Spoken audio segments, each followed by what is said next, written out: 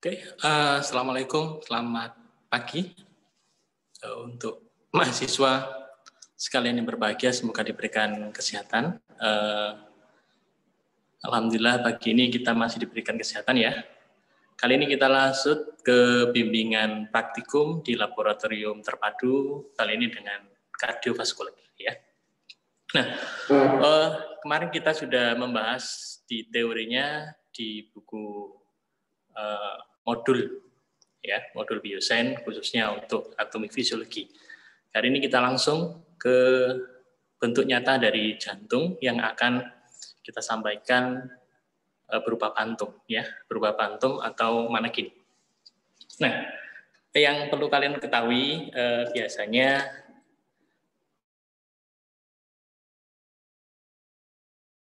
kita harus tahu itu seperti ini.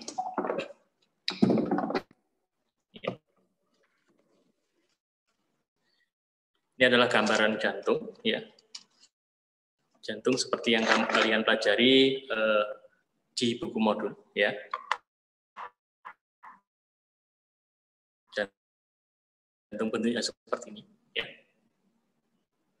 Oke. Ya, Pak. Oke, berikutnya. Saya ada pantum mungkin dari struktur tubuh, ya. Struktur tubuh manusia itu seperti ini, ya. Jadi struktur tubuh manusia seperti ini.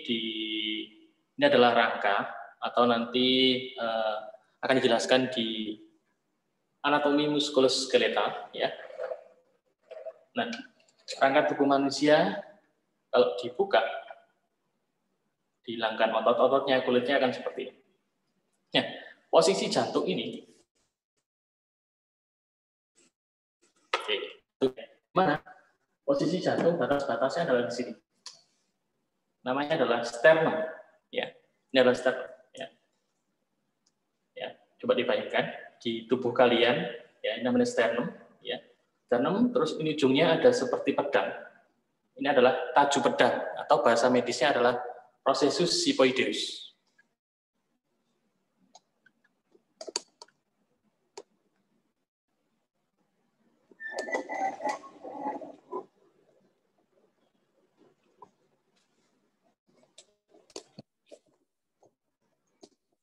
Berikutnya, di mana kalau lokasi jantung ini? Jantung ada lokasi di sini. Dia ada di ICS kedua, ya. Oke, kedua, ya, di sternum. Mungkin bisa dilihat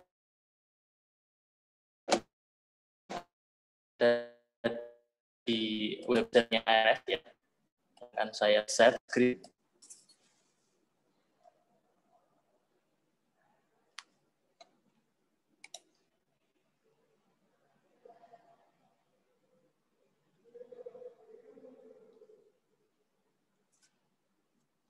Kelihatan ya? Batas jantung sebelah kiri itu adalah di intercostal space ICS 45 sampai 6, ya. Jadi di ICS 456 intercostal itu bagian tengah-tengah antara tulang, ya, tulang costae. Nanti akan saya coba dibaca dulu, nanti akan saya jelaskan dengan pantum, ya. Jadi batas kiri itu di intercostal space 4 sampai 6, linea mid clavicularis kiri.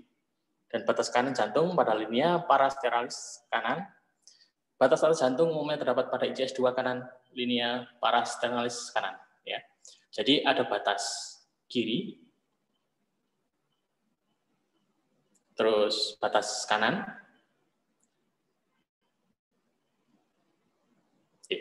itu ya. Sudah jelas ya dari ini.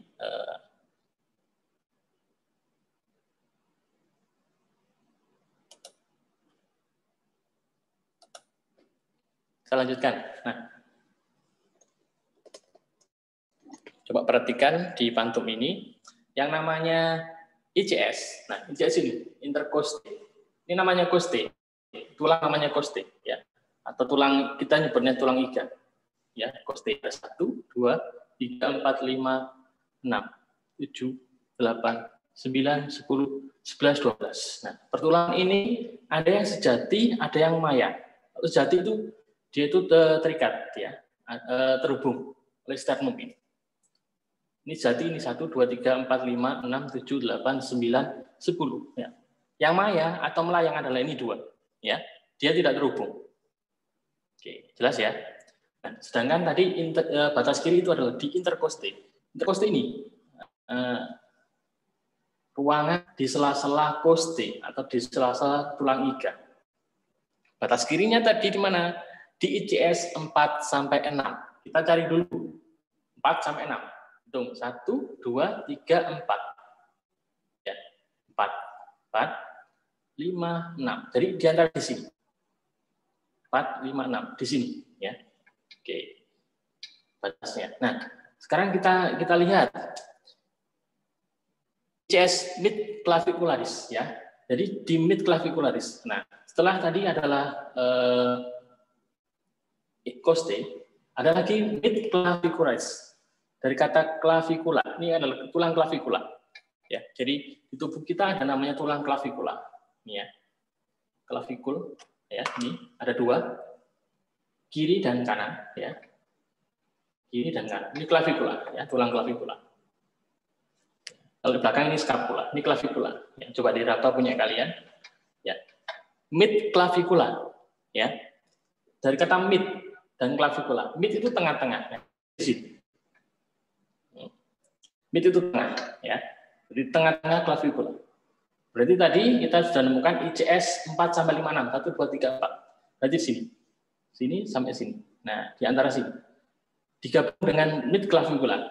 Ini ya. Kita tarik garis. Nah, kira-kira posisinya adalah di sini. Batas kiri itu. Nah, kita sudah menemukan batas kiri, ya. ICS 4 sampai 6, ya. Interkoste 4 sampai 6 dan mid clavicularis kiri. Ya, di sini. Jadi kalau jantung itu dibuka,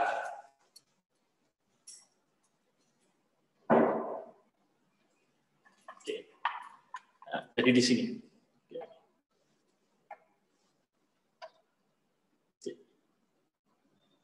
Tengah-tengah, ya. Oke. Berikutnya, sedangkan batas kanan di mana? Batas kanan adalah ICS 2 kanan. ICS 2. Kita kembali. ICS 2 itu di mana? 1 ya. Clavicula 1, 2. Berarti kalau ICS-nya di mana? Di bawahnya. Ini ICS 2. Batas kanannya lagi ICS 2, linea parasternalis kanan. Nah, ada kata parasternalis. Nah, ini sternalis. Sternum ya, atau sternalis. Sebelah kanan. Nah, berarti di sini. Ini kiri, ini kanan ya. Berarti batas kanannya di sini. Di sini kita tarik garis ICS 2, berarti di sini. Berarti itu jantung sebelah kanan letaknya di sini. Oke, nanti seperti ini. Ini ya. Jadi nanti kalau dilihat dari luar seperti ini. Ya. Nah, seperti ini. Ini ya. Nah, ini. Posisi jantung ya. Kira-kira seperti itu. Oke. Nah, kalau nanti jantung itu terlindungi oleh paru-paru atau ditutupi oleh paru-paru. Jadi nanti di dalamnya nanti posisi seperti ini. Ya. Ini paru-paru ya. Nah, ada 2. Kanan dan kiri. Nah, di dalamnya ada jantung. Kita buka. Nah, ini ada jantung. Ya.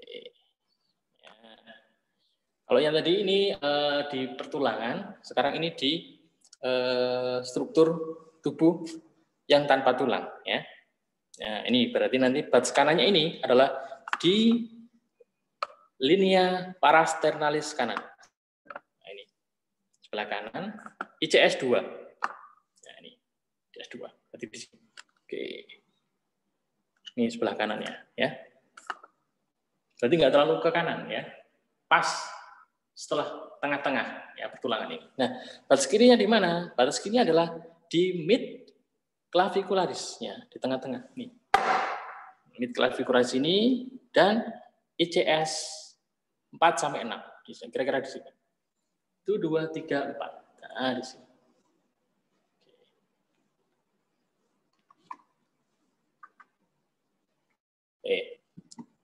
Sudah paham ya lokasinya jantungnya? Nah, berikutnya nih, kembali jantung kalau dibuka dilindungi oleh paru-paru, oke, paru-paru kanan dan paru-paru kiri. Nah, nih posisi jantung kira-kira.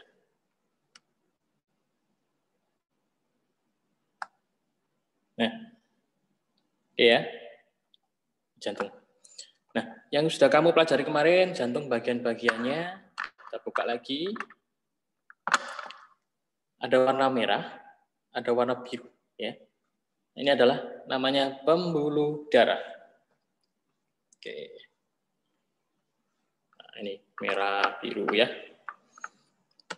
Ini kalau dibuka seperti ini, nah, posisinya ya. Kalau kemarin kan masih gambar, kalau ini semi nyata ya. Nah, ini dibelah dari depan dan belakang. Nah, coba diingat-ingat kembali. Nah, kemarin teorinya ya. Darah masuk ke mana dulu? Darah itu adalah dari seluruh tubuh masuk ke mana dulu? Nah, ini. Masuk ke yang namanya vena cava superior ya. Vena cava superior itu dari atas. Yang kedua, dari mana? Dari vena inferior di bawah. Ini ya. Ada dua. Masuk, ditampung di mana? Ditampung di serambi kanan. Nah, ini serambi kanan, namanya serambi kanan. Atau namanya atrium kanan ya, namanya atrium kanan. Nah, di sini di sela-sela ini ada yang namanya katup. Ini nggak terlihat ya, nggak terlihat. Nah, di sini ada katup yang memisahkan antara serambi dan bilik kanan. Memisahkan antara atrium kanan dan ventricle kanan. Nah, ini ada katup ya, yang katup membuka menutup katup itu ya. Darah dari serambi kanan masuk ke serambi kanan masuk ke bilik kanan. Nah, ditampung ke bilik kanan. Nah, dari bilik kanan ini ya. Di sini kan ada otot-ototnya ya. Ya. Dari bilik kanan ini darah akan disedot ya.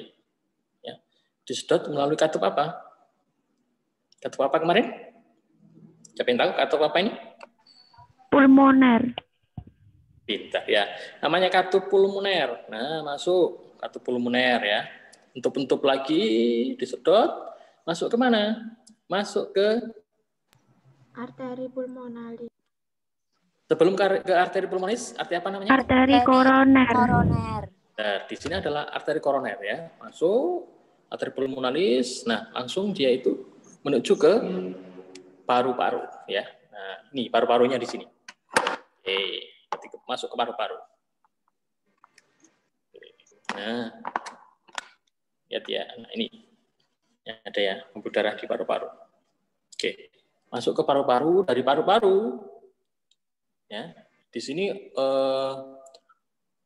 darah yang kaya akan karbon dioksida ya akan diproses, dibersihkan, karbon dioksidanya dikeluarkan, diikat dengan oksigen, maka akan darah yang ada di paru-paru ini sudah kaya akan oksigen, masuk lagi ke jantung. Ya. Ke jantung melalui pembuluh darah apa? Pembuluh darah apa? Vena pulmonalis. Pintar. Masuk ke vena pulmonalis, nah masuk ke bagian jantung yang namanya apa? Yang berongga ini namanya apa? Serambi kiri. Serambi kiri atau atrium kiri. Nah, di sini ada lagi katup ya. Untuk lagi menyedot katup mitral. Ya. Mitral, bentar ada katup mitral. Masuk ke mana? Masuk ke bilik kiri. Nah, bilik kiri. Bilik kiri. Atau nama lainnya adalah ventricle kiri.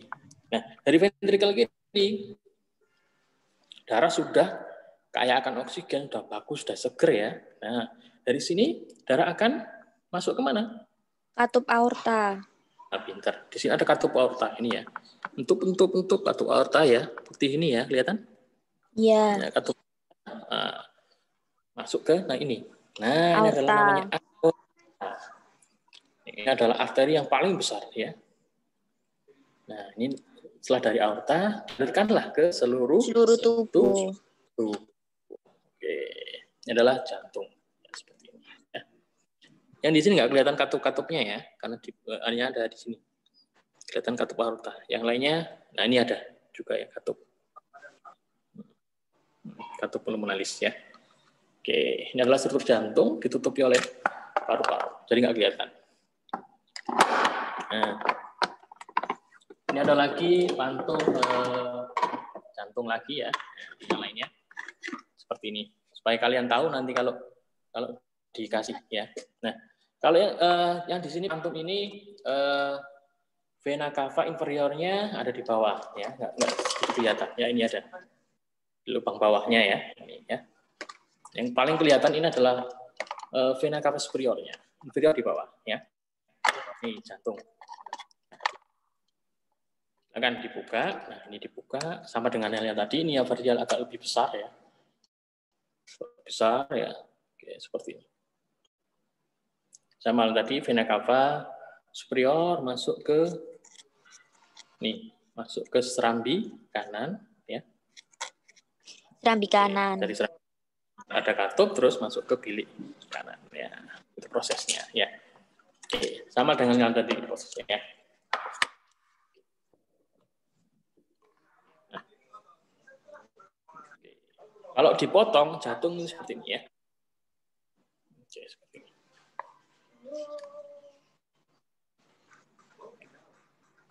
Jadi sternum yang paling kanan ya, sternum ini ya, paling kanan. ICS 2, jadi di sini. 1, 2, di sini. Agak ke atas ya, di sini. Terus yang belakang kanan nih mid clavicula ya, mid clavicula. Tengah sampai ke ICS 4 sampai 6 di sini.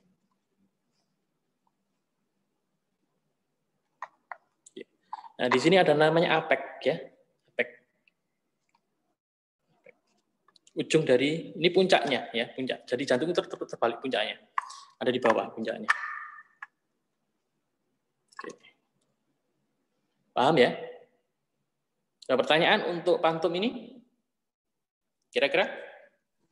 Ya. Ini adalah rangka-rangkanya ya, rangka manusia, muskuloskeletal manusia ya, pertulangan ya, dari kepala sampai kaki. Tadi jantung. Oke, sebagai tambahan ya, ada beberapa penyakit yang ada pada jantung ya.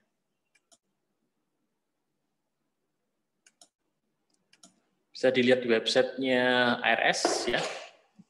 Oke, saya lihatkan. Yang pertama ada namanya serangan jantung. Nih, ini supaya kalian tidak asing dengan penyakit-penyakit, jadi selain kalian bisa tahu anatomi dari jantung dan fungsi juga dari jantung, juga kalian harus minimal sedikit tahu tentang penyakit-penyakit pada jantung. Ya. Nih, yang pertama serangan jantung. Serangan jantung terjadi ketika aliran darah ke jantung tersumbat oleh pembekuan darah. Ya. Biasanya kalau ada sumbatan di saluran darah atau pembuluh darah, ini biasanya menyebabkan otot jantung mati karena tidak mendapatkan pasokan darah yang cukup. Nah, contohnya kalau misalnya di rumah kalian air banyak tapi selangnya ya, selang dari pompa air itu buntu. Ya, apa yang terjadi? Maka air tidak bisa mengalir ke tandon atau bak mandi kalian. Ya, itu seperti itu. Itu karena adanya sumbatan oleh pembekuan darah. Ya, banyak faktornya seperti karena penyakit diabetes. Ya, jadi kadar gula dalam darah itu pekat ya, gulanya ya, sehingga kental darahnya itu ya. Seperti halnya kalau kalian itu uji coba gula ditaruh di meja, biarkan ya, lama-kelamaan gula itu akan mencair. Klet ya, seperti lem. Nah, itu seperti itu. Jadi kalau gula dalam darah seperti itu, lama-lama kalau seperti lem, ya, apa yang terjadi? Gulanya akan pekat, alirannya lambat, bahkan cenderung terhambat. Nah, Yang terjadi kalau di jantung seperti itu ya sudah, darah tidak masuk ke jantung secara cukup, akhirnya mati jantungnya, langsung berhenti total. Ya, itu namanya serangan jantung. Biasanya timbul kematian pasti ya. Gejalanya biasanya nyeri dada sebelah kiri pasti ya, karena kita tahu bahwasanya jantung itu paling dominan di sebelah kiri. Oke, nyeri menjalar ke leher, rahang dan leher serta sesak nafas yang berkeringat. Nah, itu tanda gejalanya. Jadi kalau ada yang di antara kalian seperti itu, nah itu mungkin adanya serangan jantung ya, karena aliran darah yang tidak cukup di jantung sehingga jantung itu langsung mati mendadak ya. Karena awalnya oleh pembekuan darah. Biasanya prosesnya lama ya.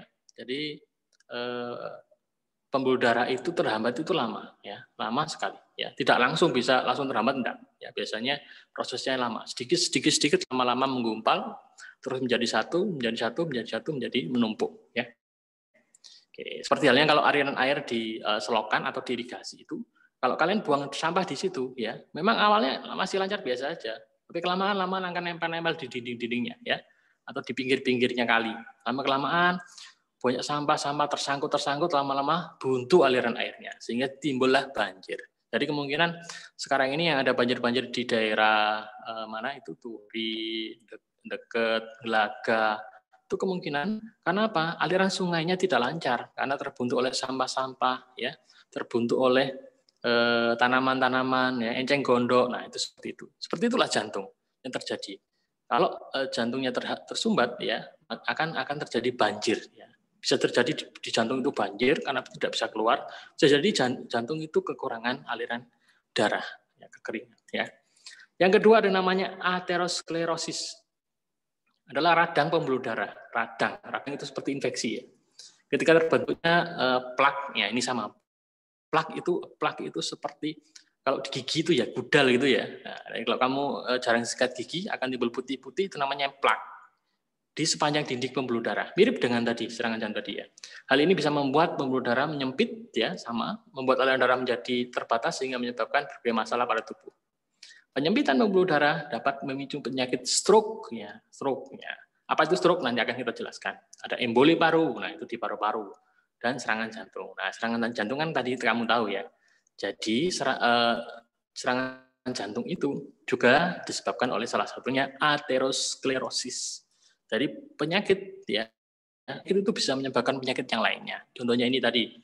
Aterosklerosis bisa menyebabkan serangan jantung. Oke. Yang ketiga, aritmia. Aritmia adalah kondisi di mana jantung memiliki irama atau ritme yang tidak normal. Jadi, aritmia irama jantung. Jantung itu iramanya duk, duk, normalnya duk, duk, duk, duk. Ya. Kiri kanan atau kanan kiri, duk, duk, duk, duk, duk, duk. Ya. Itu normal ya. Tapi kalau aritmia ini iramanya tidak normal, ya, jantung bisa berdetak terlalu cepat, bisa lambat ya. Duk, duk, duk, duk, ya. Bisa terlalu cepat, duk, duk, ya. Anda kan pernah ya, mungkin pas waktu mau ujian ataupun apa, biasanya itu jantungnya itu akan berdegup kencang ya, atau setelah olahraga biasanya. Tapi itu normal ya. Tapi kalau ini kalau misalnya ini biasanya karena apa ya? Biasanya ini itu tanda gejalanya ya. Meskipun dia istirahat ya, iramanya itu cepat ya, itu. Kalau kalian biasanya kita kan kalau irama cepat itu karena habis olahraga, karena faktor stres ya. Nah, kalau yang aritmia ini biasanya pada saat istirahat ya. Kok jantungnya terlalu cepat ya. Nah, itu. Atau tidak teratur. Aritmia ini bisa mengaruhi seberapa baik jantung Anda bekerja. Jika detak jantung tidak teratur, maka jantung tidak dapat memompa cukup darah untuk memenuhi kebutuhan tubuh. Ya, jadi kalau jantung itu terlalu lambat ataupun terlalu cepat, maka pompa darah ya, fungsi jantung kan memompa darah kan ya, memompa darah. Maka yang coret-coret itu tolong dihapus ya coretannya. Maka pompa jantung itu tidak akan memenuhi kebutuhan tubuh. Jadi kalau misalnya di rumah kalian ada namanya pompa air, nah di tandon bawah itu ya, biasanya kan ada cukup air. Nah kalau pompanya itu kuat, maka dia akan mengeluarkan air yang cukup untuk memenuhi kebutuhan di bak mandi.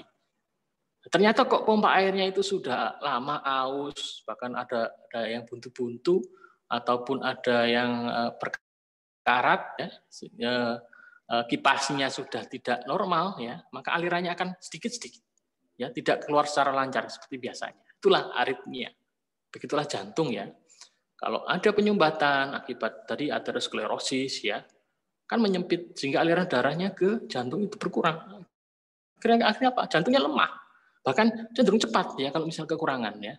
Pompa air itu kalau airnya keluarnya sedikit, dia akan lebih ngoyo, ya, lebih ngoyo suaranya, ya, tidak seperti biasanya. Itu aritmia. Aritmia karena irama jantungnya tidak normal, ya. Normalnya duk duk. Itu kalau lambat duk duk duk duk, ya. Kalau cepat duk duk duk duk duk duk. Nah, itu seperti dikejar kuda, ya. Yang ketiga namanya penyakit jantung koroner. Nah, ini Anda tahu tadi, ya, di struktur jantung ada namanya arteri koronaria, ya.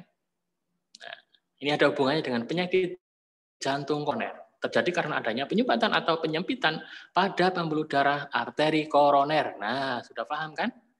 Jadi kalau di arteri koronia, ya, arteri koronia itu di sebelahnya arteri pulmonal, ya. Itu kalau di situ ada sumbatan, ada plak, ya. Ada sumbatan plak, ya, ada yang menempel-nempel, menyempit, ya.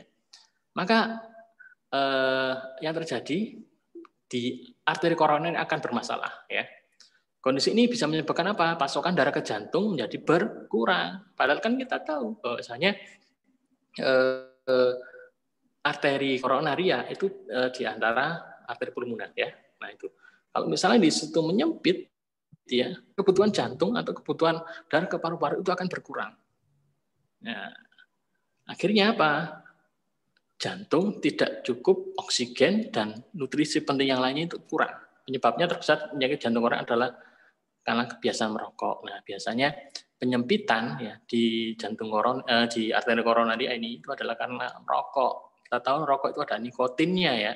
Nikotin itu kalau disedot sedikit lama-lama juga akan menumpuk di darah, ya.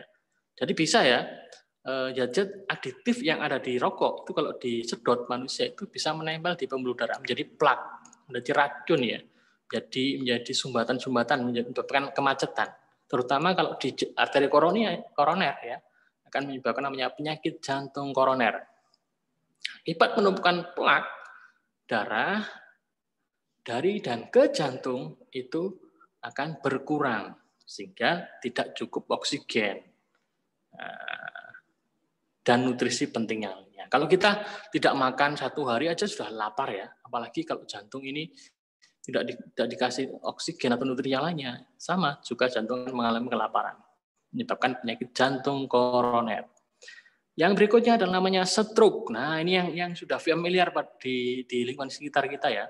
Namanya stroke atau nama bahasa medisnya adalah CVE. Ya, CVE itu ada 2 stroke, ya.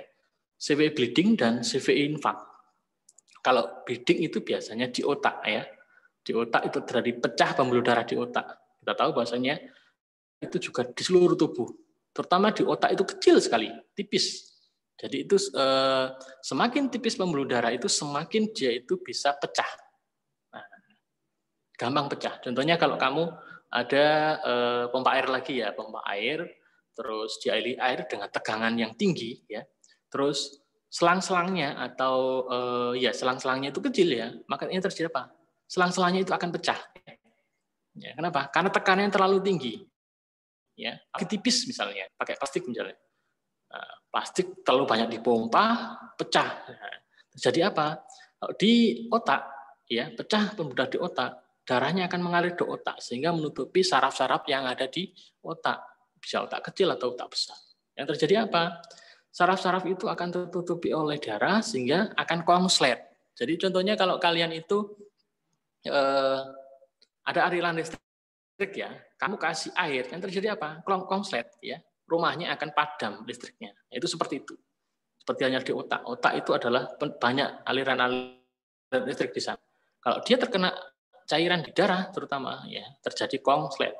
Nah, konsletnya terjadi apa? Tergantung di mana konsletnya. Kalau di konsletnya di saraf motorik atau saraf gerakan, akhirnya terjadi namanya stroke, ya. Stroke itu tubuh kita itu tidak bisa bergerak ya. Nah, intinya seperti itu ya. Stroke itu tidak bisa bergerak. Biasanya JMP misalnya ya. Sebenarnya tangannya, kakinya itu normal ya, tetapi aliran listriknya itu ya, sarafnya itu rusak ya, konslet. Nah, karena tadi terjadi tertutupi cairan tadi. Terus yang itu tadi yang CVE bleeding ya. Kalau yang infak, nah infak itu seperti tadi aritmia.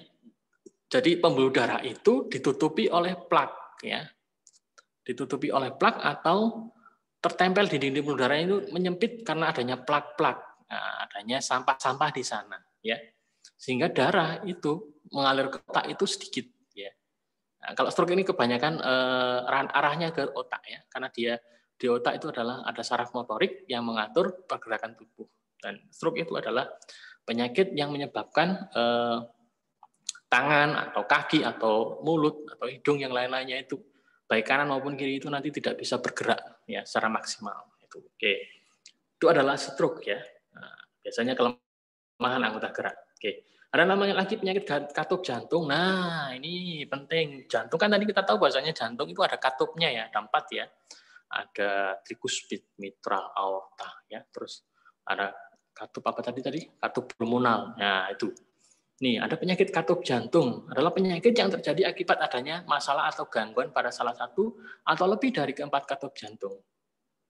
Ya, masalahnya apa? Ya ini katup jantung tidak cukup terbuka untuk mengalir darah. Kita tahu kan katup itu entup-entup ya, buka menutup. Kalau dia terbuka menutupnya itu tidak normal, apa yang terjadi? Curah aliran darah ya, itu akan juga bermasalah. Ya, bisa tertutup, juga bisa bocor. Jadi kalau kalau buka terus ya, nggak bisa menutup, yang terjadi apa? Jantung itu bocor ya. Jantung itu bocor darahnya. Darah itu langsung tanpa bisa dihambat. Nah, sedangkan kita tahu fungsi klep itu mengatur supaya aliran air itu bisa kita kontrol. Ya, contohnya itu kalau di air itu adalah dam, bendungan ya. Contohnya bendungan Gerak Babat atau di Sembayat, itu kan ada dam, ada bendungan, dibendung. Kalau posisi banjir di sebelah kanan misalnya, posisi banjir di sebelah kanan, ya sebelah kiri itu juga kering, ya sebelah kiri misalnya kering, nah itu bendungan akan dibuka supaya mengalir sebelah kiri. Nah, kalau dua-duanya kok banjir, ya harus dibuka los. Nah itu fungsinya dari katup ya, untuk membuka menutup aliran darah. Ini kalau dia itu katupnya rusak akan terjadilah namanya kebocoran darah itu juga alirnya tidak, kalau tidak bisa membuka ya serambi kanan ya, misalnya di serambi kanan katupnya trikuspid itu tidak bisa membuka, maka bilik kanan tidak teraliri oleh darah, kekeringan. Begitupun kalau katup trikuspid itu membuka terus ya, ngowos misalnya ya, maka darah itu aliran cepat, blong, darah itu bocor. Maka apa yang terjadi? Di bilik kanan akan terjadi yang namanya kebanjiran, ya banjir. Oke, itu penyakit katup jantung. Terus ada lagi DVT, ya, deep vein thrombosis. Ya. Trombosis itu tadi seperti aterosklerosis ya, adanya gumpalan darah. Kalau trombosis vena ini khusus biasanya di pembuluh darah vena. Jadi pembuluh darah yang warnanya biru itu terjadi ke penggumpalan, ya, ada bergumpal-gumpal. Jadi kalau darah itu kan, kalau coba darah kamu kamu kena luka, terus darahnya mengalir ya keluar, itu lama-lama darah kalian akan menggumpal. Kan? Nah itu seperti itu. Kalau darah kita menggumpal, yang terjadi apa? Ya sama seperti aterosklerosis tadi, aliran darahnya akan tidak lancar. Biasanya rata-rata trombosis vena ini biasanya itu pada ujung-ujung tubuh kita. Contohnya apa? Di kaki, di tangan. Tapi rata-rata paling banyak di kaki. Ya. Kenapa? Karena dia itu adalah organ yang paling jauh dari jantung, dan di sana itu pembuluh darahnya adalah kecil biasanya. Ya. Jadi itu. Istilahnya seperti ini, kembali ke air ya. Jadi kalau misalnya waduk gondang itu ya, waduk gondang kan itu adalah sumbernya air. Nah, daerah yang dekat dengan waduk gondang, ya daerah gondang dekat Agung itu ya, maka di sana itu pasti airnya akan tercukupi, ya, tercukupi, tidak akan kekeringan. Tetapi daerah seperti Mantub yang jauh dari Waduk Ngundang itu akan mengalami kekeringan. Kenapa? Karena dia jauh dari pusat air. Nah, itu seperti kaki, ya, seperti itu. Ya. Karena kaki jauh dari jantung, maka aliran darahnya di sana biasanya akan teraliri paling akhir. Ya. Terus ada lagi gagal jantung. Ya, gagal jantung ini biasanya jantung tidak dapat berkontraksi. Kontraksi itu apa? Kontraksi itu mengembang, mengempis, ya, mengkeret, ya itu ya, mengembang, mengempis itu namanya adalah kontraksi. Ya, jadi kalau kalian misalnya mau pipis, ya, nah mau pipis kok teng, nah itu namanya kontraksi, ya itu namanya ya. Jantung tidak dapat berkontraksi dan rileks secara normal sehingga gagal memompa darah ke seluruh tubuh. Nah, itu biasanya rata-rata ini istilahnya adalah kram jantung, ya. Jantung itu mengalami kram. Anda kan kalau kaki kalian itu kram kan ngececang ya. Nah, itu jantung juga bisa, istilahnya kalau bahasa Jawanya ngececang. Jantungnya itu akan getar tok ya, tidak bisa memompa, tidak kontraksi. Itu karena ada kram. Kalau kaki kalian kena kram kan tidak bisa digerakkan. Sakit kali kan ya. Nah, itu. Begitupun jantung itu bisa kram. Kaki aja sakitnya minta ampun, apalagi kalau kram di jantung. Wah, itu sudah bisa jadi apa? Tubuh kita sudah minta ampun sakitnya ya, kramnya. Oke. Akhirnya apa? Jantung gagal memompa darah ke seluruh tubuh. Akhirnya tubuh kita kekurangan darah, aliran darah kekurangan oksigen. Nah, biasanya kalau di paru-paru ya terjadi sesak nafas, membengkakkan di paru-paru. Kalau lama dibiarkan ya berbahaya, bisa timbul kematian. Terus ada penyakit jantung bawaan. Kalau penyakit jantung bawaan biasanya dari lahir ya.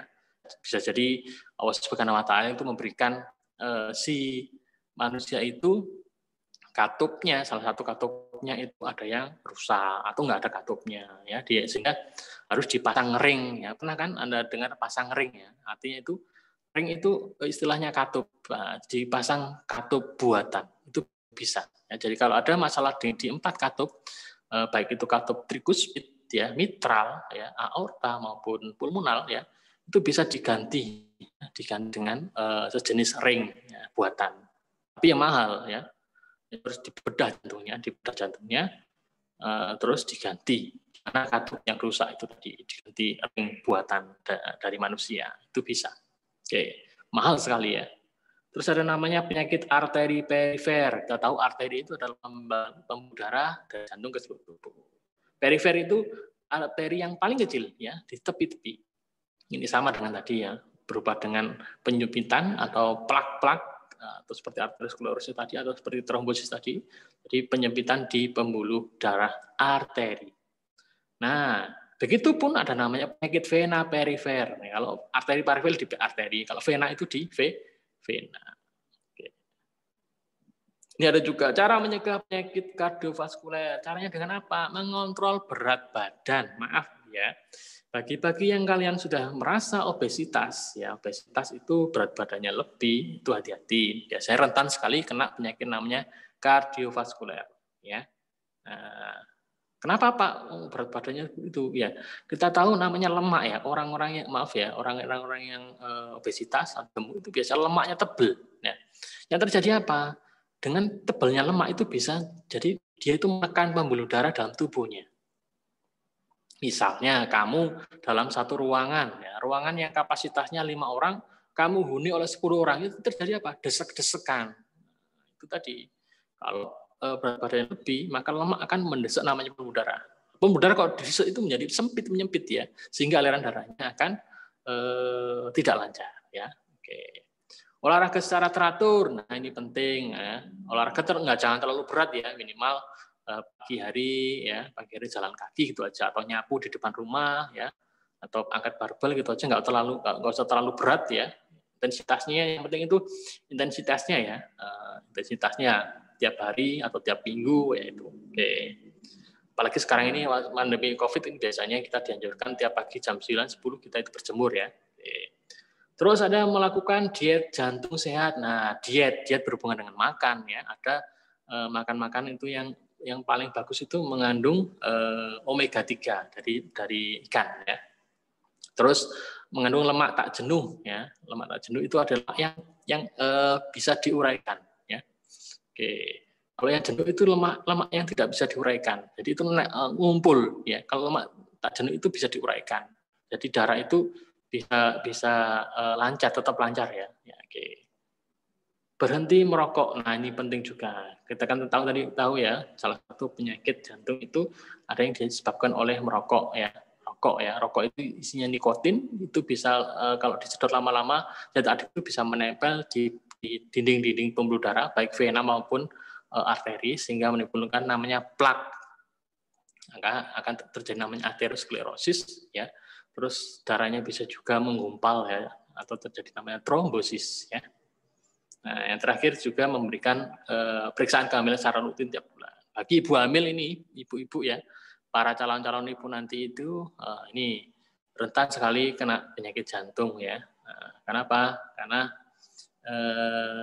kalian itu mudah orang hamil itu biasanya mudah terkena penyakit ya. Karena dia itu membawa beban dua ya. Kalian sendiri dan janin yang ada di dalamnya. Jadi butuh nutrisi yang bagus, terus kontrol berat badannya ya. Terus kontrol juga tensi ya untuk pemeriksaan darahnya ya. Terus dan pemeriksaan yang lain ya. Biasanya kalau nanti ada tanda gejala misalnya jantung dari anaknya tidak baby atau janin dalam tubuhnya itu kan kalau sudah usia berapa minggu itu sudah tumbuh jantungnya sudah normal sehingga dia itu denyut jantungnya bisa didengarkan. Ya. Jadi kalau ibu hamil ada periksa rutin secara tiap bulan. Ya. Oke. Ini adalah untuk penyakit jantung, beberapa penyakit jantung. Ada juga istilah penyakit jantung yang apa namanya? Yang terkenal ya. Ini ada dua, saya tambahkan sedikit ya. Penyakit jantung tambahan.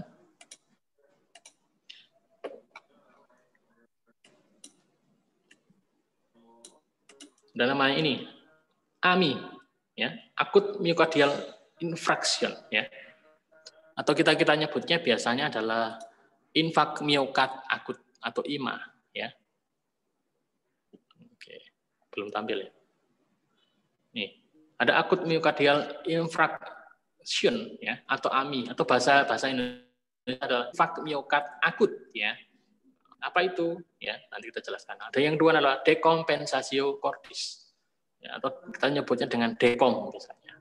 DC bisa jadi. Ini AMI, IMA ya, adalah nekrosis miokard. Dari kata nekrosis dan miokard. Nekrosis itu istilahnya kematian ya, kematian organ, kematian jaringan yaitu nekrosis. Contohnya kalau kamu habis kena luka terus hitam-hitam ya, yang mengandung sudah nekrosis namanya, mati namanya, jaringan mati. Nekrosis miokard akibat aliran darah ke otot jantung terganggu ya. Jadi ada kematian bisa di pembuluh darah ya, di miokard ini ya. Sehingga akhirnya apa? Aliran darah ke otot jantung terganggu. Ini berhubungan dengan otot ya. Jadi jantung kita itu ada otot-ototnya ya, di katup-katup terutama ya, di katup-katup mitral ya, trikuspid ya, itu ada otot-ototnya. Nah, itu kalau misalnya terjadi nekrosis, kematian di sana ya, akan terjadi apa? Katupnya itu mengempisnya akan tidak maksimal ya. Seperti saya jelaskan kemarin ya. Mengembis tidak maksimal sehingga apa? Aliran darahnya dari serambi kanan ke bilik kanan akan kurang karena katup trikuspidnya terganggu akibat otot jantung yang sudah nekrotik misalnya atau mati. Ini penyebab kematian pertama di Amerika ya. 10 tahun terakhir banyak ditemukan di Indonesia. Di Indonesia juga banyak. Biasanya kalau IMA itu biasanya itu nyeri sekali di dada, nyerinya itu dibuat istirahat, dibuat tidur kok masih nyeri itu biasanya rata-rata tanda gejala dari infak miokard akut.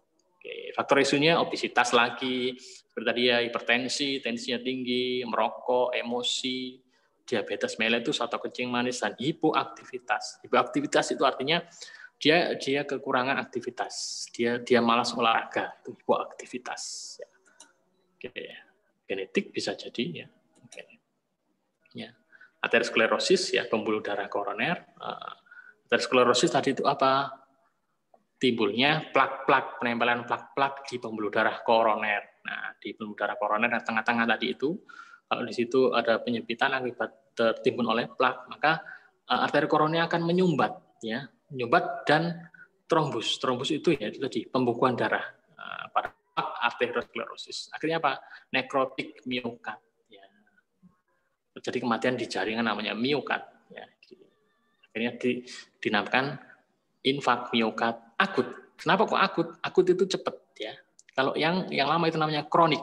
Kalau akut itu sekarang ya sampai kurang dari 6 bulan itu akut. Tapi kalau kronik itu penyakit yang 6 bulan sampai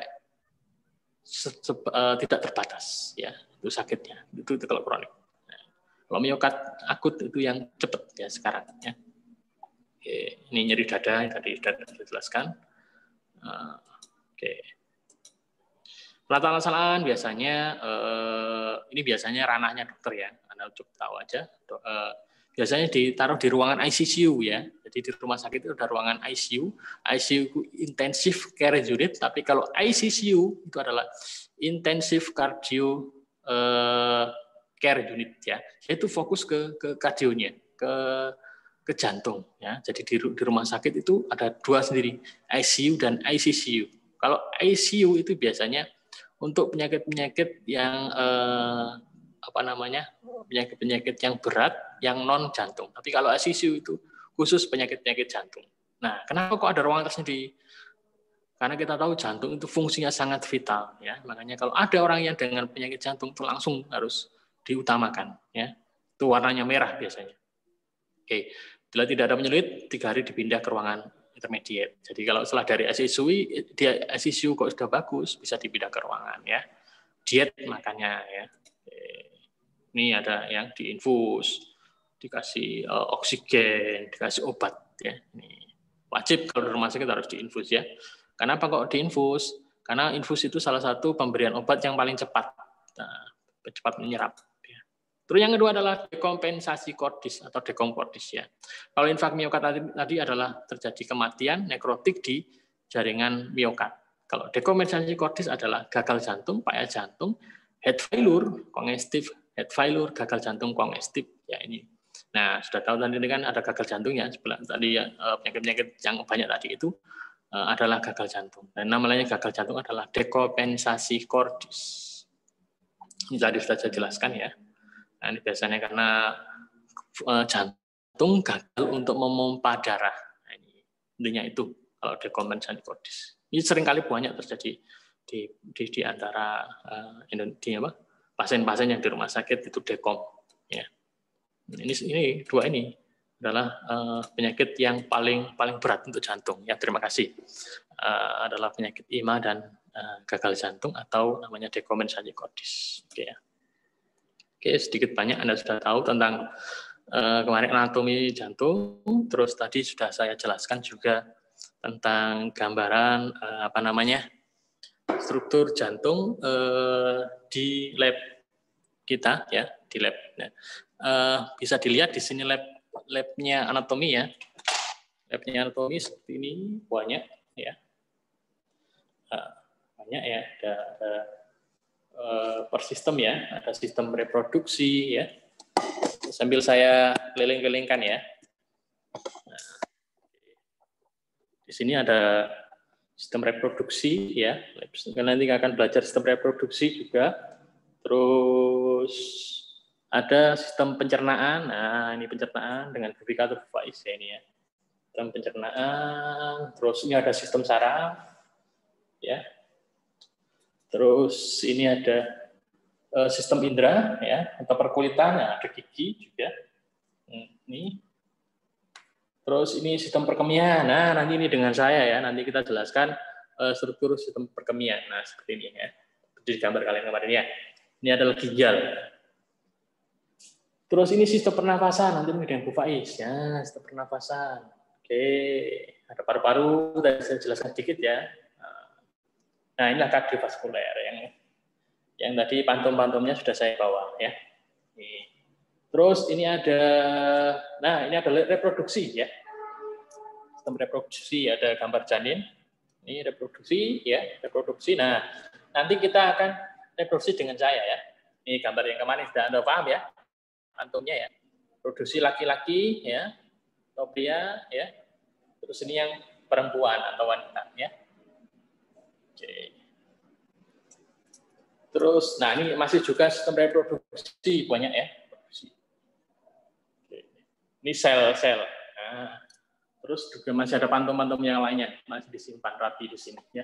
Jadi kalian doakan semoga pandemi cepat berakhir, kita nanti bisa masuk ke lab anatomi ini ya. Adanya di gedung lantai 2 di laboratorium terpadu. Jadi nanti kalau mau pinjam alat atau memakai ruangan ini harus ke pengelola lab di depan itu bilang dari semester berapa prodi ARS misalnya ya. Ya. Nanti mau pinjam ruangan misalnya, nanti harus ngisi jurnal di sana ya, terus dikasih kunci dan nanti akan bisa masuk ke ruangan. Biasanya ke ruangan ini harus dengan pembimbingnya ya, pembimbingnya wajib dengan pembimbing karena ini alat-alatnya mahal ya. Oke, itu sedikit yang dapat saya sampaikan untuk hari ini, pengenalan organ kardiovaskuler, penyakit-penyakit kardiovaskuler, dan lab dari laboratorium terpadu. Di sini banyak ya. Ini masih satu ruangan untuk khusus pantum-pantum ya. Belum lagi di depan itu ada lab mikrobiologi ya, terus ada CSSD ya. Jadi nanti mungkin kapan-kapan kita akan ke lab CSSD, nanti karena di RS ada. CSSD itu berhubungan dengan sentral sterilisasi. Ada materi tentang sterilisasi.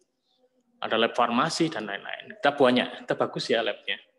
Jadi ini ada nanti buat kalian pakai saat nanti kalau sudah diizinkan untuk pembimbingan atau praktikum secara offline.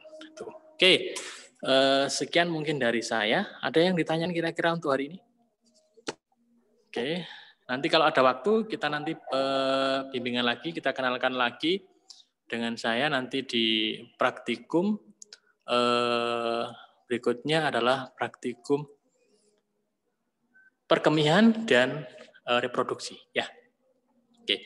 Itu kira-kira hari ini untuk Mbak hari ini adalah tadi mendadak ya. Maaf ya mendadak. Jadi terserah kalian mau pakai apa enggak atau ikut apa enggak, join apa enggak. Nanti kita share juga nanti di YouTube ya, belajar nanti. Oke. Itu terima kasih untuk Mbak Mareta, Mbak Lia, Putri Elok, Siska, Rafida, Aisyah, Safitri Mega, Meita, Iklima, ya. Terus Putri, terus ini Muhammad siapa nih? Itu terima kasih untuk semuanya atas kehadirannya hari ini. Semoga bermanfaat. Sampai jumpa di pertemuan berikutnya. Nanti akan kami share lagi ya. Muhammad Husni Mubarak. Terima kasih. Oke. Terakhir sebelum kita sholat Jumat, ada yang mau ditanyakan? Tidak, Pak. Oke, terima kasih Mbak Lia. Dan bermanfaat. Bisa saya akhiri. Bila taufik wal hidayah. Wassalamualaikum warahmatullahi wabarakatuh. Ya, sampai jumpa. Waalaikumsalam warahmatullahi wabarakatuh.